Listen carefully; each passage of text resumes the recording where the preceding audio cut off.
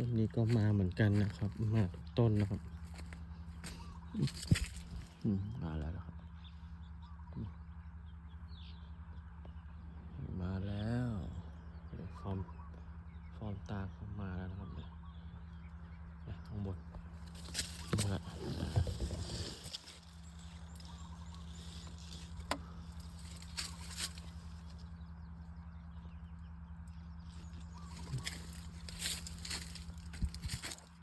ยังฟอร์มตามาแล้วครับหลังจากงดน้ำไปประมาณสัก3-4 วันครับยังไม่ได้ให้น้ำเลยว่าจะให้น้ำวันมะรืนนะครับ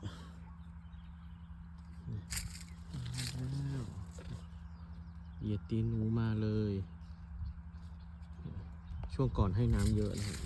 ป็นแขนงเนี่ย